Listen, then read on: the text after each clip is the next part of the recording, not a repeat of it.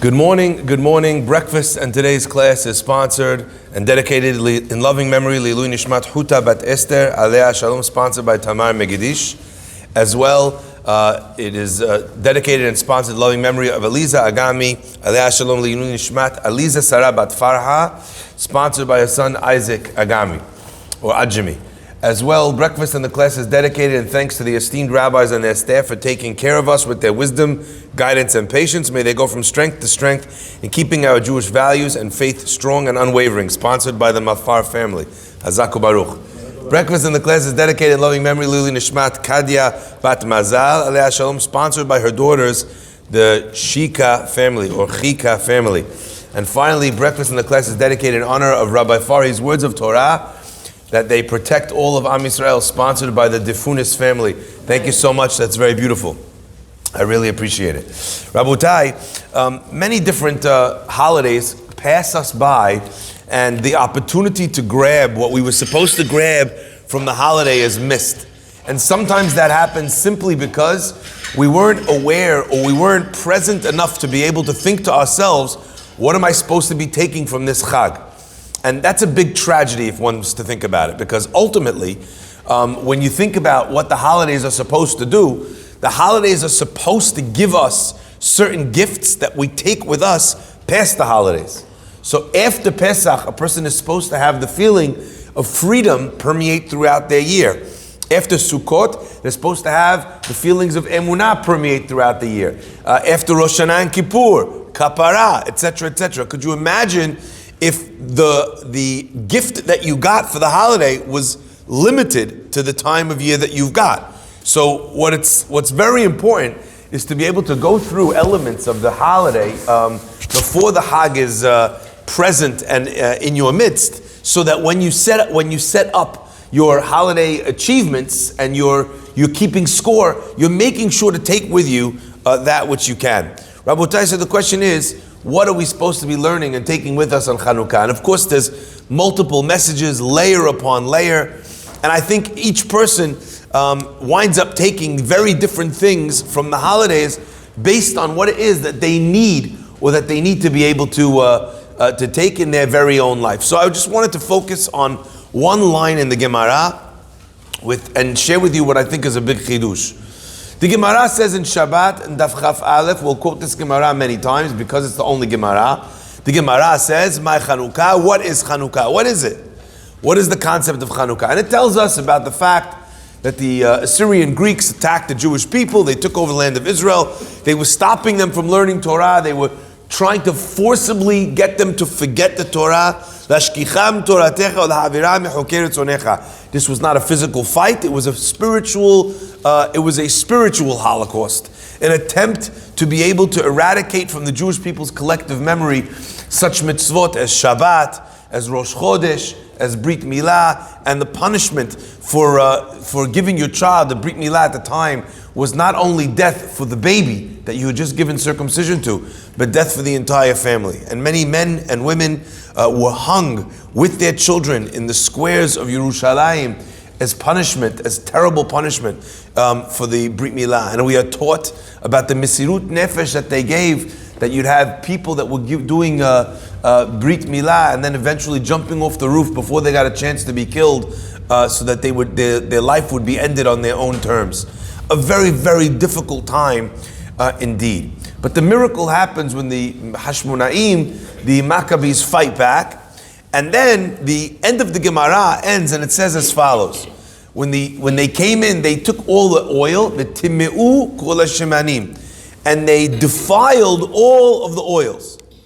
Right? Then the Gemara says, Badeku, after they won the war, Badeku umatzeu, they looked and they found only one pach of shemen, only one vial of oil, shehaya munach bechotamo shel kohen gadol. They found one vial of oil. Now, does anyone know what that word munach means?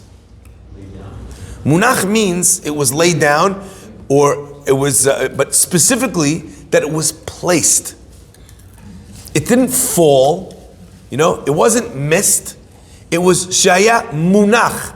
Okay? In fact, We have this word in the Gemara.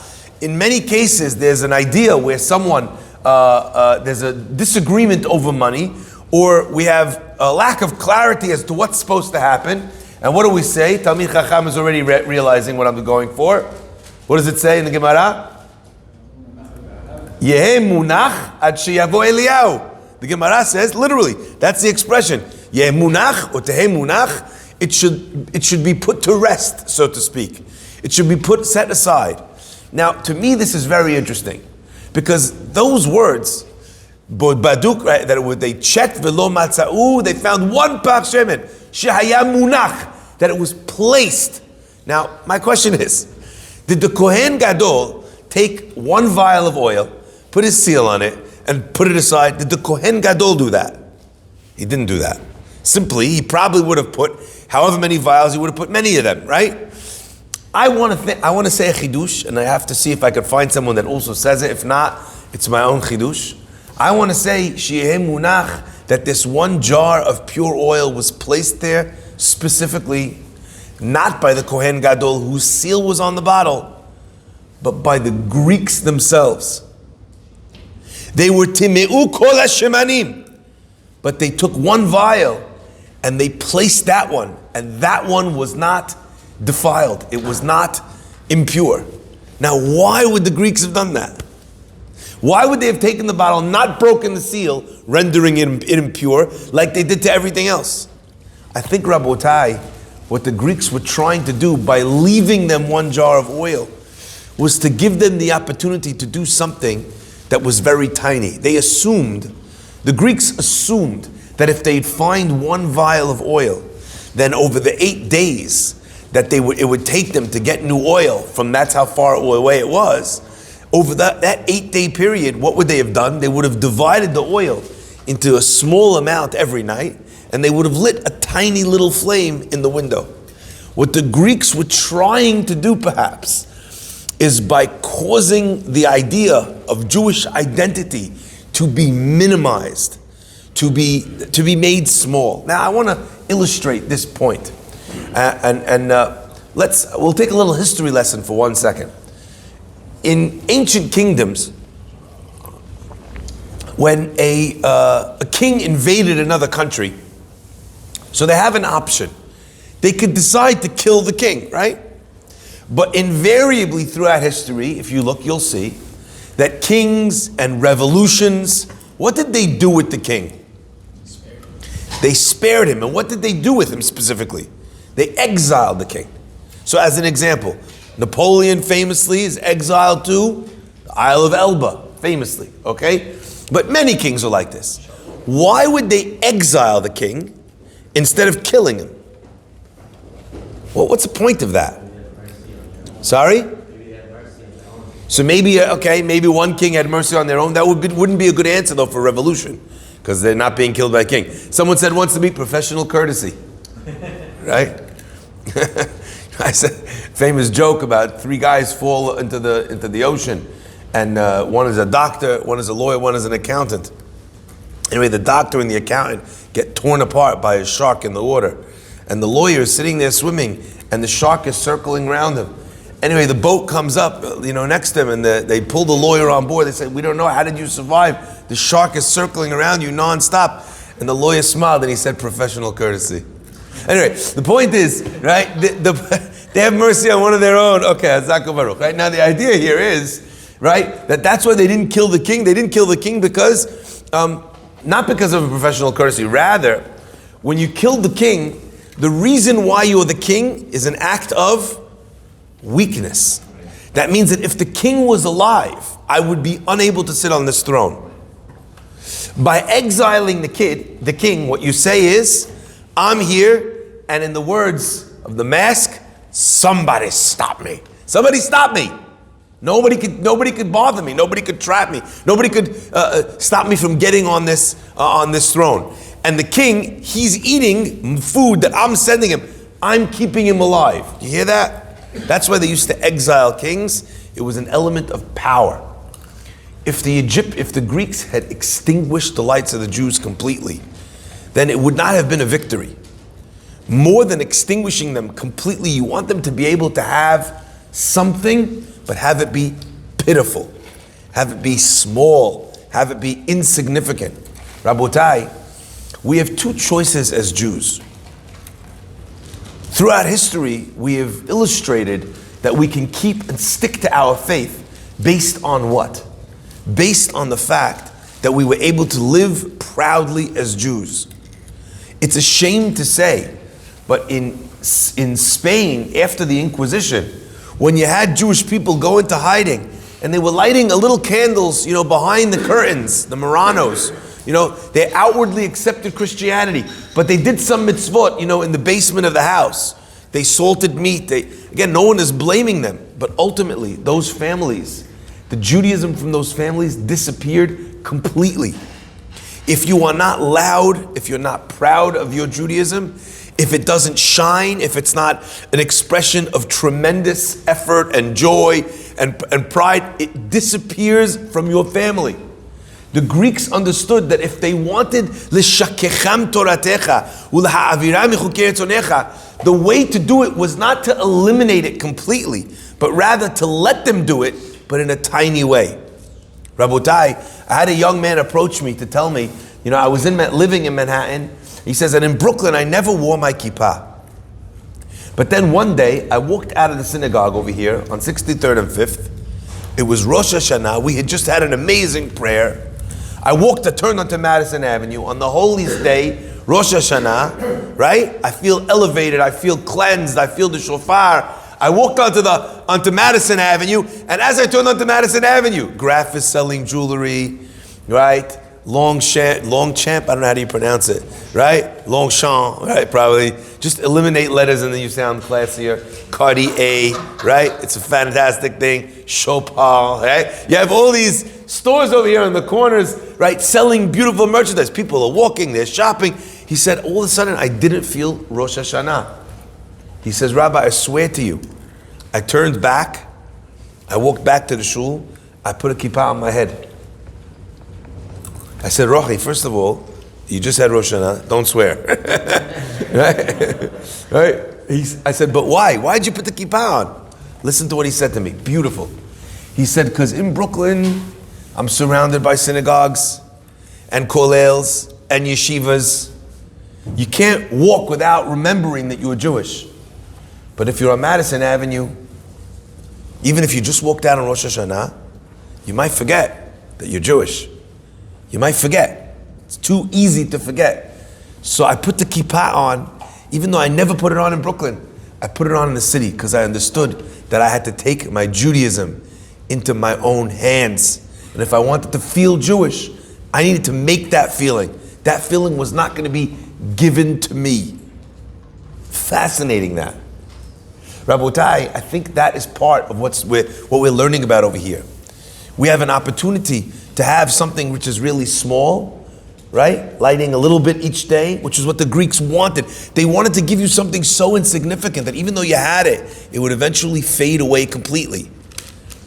In response to that, Rabotai, the Chachamim Kovea, they instituted that in every single Jewish home throughout the entire world until the end of time, not only would there be candles that burnt completely like the Chashmonaim did, they lit the candles completely. What was their plan for the second day? For day 2? What were they going to do after they ran out of oil? They weren't going to have anything. The answer is better to go out in a blaze of glory. Better to go out with this tremendous. Tomorrow, if I don't have, I don't have. I did what I was supposed to do. Tomorrow I'm going to be an honest, but today I'm going to do it to the best of my ability. Rabotai, it's about this. It's about wearing a kippah, about being proud out on the street in your business deals that you're Jewish. It breaks my heart, Rabotai, till this day. I play basketball. I mean, I don't play since my injury. I have to get better from that. It's such a Jewish thing. Like you get a little injury on your pinky, you don't play basketball for like a year. Like in the non-Jewish people, like they don't have a leg. They're like hopping, doing a layup, right? For us, it's like, oh yeah, I scratched my nail. I don't think I can play till next July. My doctor says the nail's not going to grow back completely. Anyway, but normally when I go play, I always I play with the kippah on. Now, you don't have to play with the kippah on. You're running, you're sweating. According to many opinions, you don't have an obligation to do so, or to play with tzitzit on. Okay, I used to play with some big rabbis. Okay, I didn't pray with big rabbis. I played with big rabbis who had unbelievable game. Who played without a kippah. They used to very lovingly, very respectfully, they would put the kippah and the tzitzit on the side because they're getting completely drenched in sweat and they didn't feel it was kavod. Anyway, so why do I wear a kippah if you don't have to? When you're playing. I remember once, a long time ago, I was playing ball in the driveway of Eddie Batesh in Deal, New Jersey. So when I play ball, I have my my tank top and my shorts, and I'm playing. And as was the minhag, I took my kippah, my tzitzit, put them on the side. Anyway, a guy drives up, and he's about to pass, and then he reverses the car. I see he slowed down and reversed the car. He gets out. It's a guy that I know. Okay? Guy walks up, he says, Shlomo, pulls me to the side. He says, I want you to know, I just drove by, as I was driving by, I saw a bunch of guys. He says, it looked like there were non-Jewish people playing, Goyim were playing on the court of Eddie Batesh. I didn't know if they had permission, so I was going to call either the police or tell them that people were trespassing. He says, but then I recognized you. So he said, I don't think he was trying to give me musar. I think he was just trying to tell me why he stopped, why he this, that, like it was okay, etc., etc. But it broke my heart because I'm so proud of my Judaism. It broke my heart that someone, even if he was driving by at 30 miles an hour, looking out of the corner of his eye, that he should think for 1 second I wasn't Jewish. I decided then and there, I'm never going to play ball again without a kippah. So that even during those moments, I should be identifiable. I should be recognizable as a Jewish person. V'samu et shemi al bnei Israel ve'ani avarachem. What does that mean? And you will place my name on the Jewish people and I will bless them. What does that mean? V'samu et shemi. Now, if God's name is called on the Jewish people, so it's that way, whether v'samu, which means and you shall place. How does one place God's name upon them? They make themselves identifiable as the Jewish people. The Temanim, they have peot. They have like little peot that kind of come down in the front of the thing. Whether it's curled or not depends on, how you want to swing that day, okay? But that's more stylistic. It doesn't need to be, look like a mattress spring. It can be like how, but, what do the Temanim call peot? They call them simanim. Simanim. Indicators. Signs. Something that says this person is Jewish. And when people can see that someone is Jewish, you walk around proud to be Hashem's people, out in the open, shining lights in the window. That's what you're doing. That's what your Judaism is. Va'ani says God, va'ani avarachem. I will bless them. We should never be afraid to show our Judaism. We should never be afraid or embarrassed to pray, to put on tefillin. Sometimes you're in a car, all of a sudden mincha is coming, you got stuck in traffic, you can't pull over on a highway, pray in the car, that's the halakha. Some people tell me I'm embarrassed. Anyway, the other day, I'm sitting there in the car, and in my head, I'm thinking to myself, should I wait? It's getting a little bit late, maybe I'll get there on time. All of a sudden, what do I hear from the front of the car? Allahu Akbar. Right? The guy had put on his phone, his Allahu Akbar. Why? Because it was time to pray. I said, if this guy's putting on his Allahu Akbar, he's not going to see if he can beat Shkia out of the bridge. And what about me? So I'm praying in the back seat. Amidah, and he's got Allahu Akbar in the front. I think Avraham Avinu would have been proud that his children were praying together in the back of a cab. Okay, so this idea that we have to be proud. Why are they prouder than us? You see people all the time spreading a roll out. They're unrolling a mat in the middle of the street. The guy's delivering Amazon packages. With his Amazon package, he's like a flipping Robin Hood. He doesn't pull out a bow and arrow. He pulls out a mat and he gets down on his hands and knees in the middle of the street. Well, not in the middle, on the side of the street. Okay, but that's it. They're going to pray. Rabotai, nothing should stop us. Nothing. From giving our best effort. We should never be embarrassed. I think that's what the Greeks were trying to do. To give you something so paltry, so insignificant that you'd be humiliated to be able, Rabotai, that's our job. To shine, to do it as big and as bold and as loud and as proud as we can.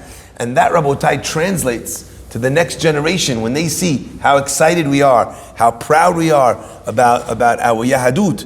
Then the result of lighting that candle in the right way is that we don't fall prey to the scheme, to the dream of the Greeks, which was l'shakecham Toratecha. That's how you forget your Torah. When it's so small and so insignificant, you're embarrassed by it. Put your tefillin on the plane. No problem.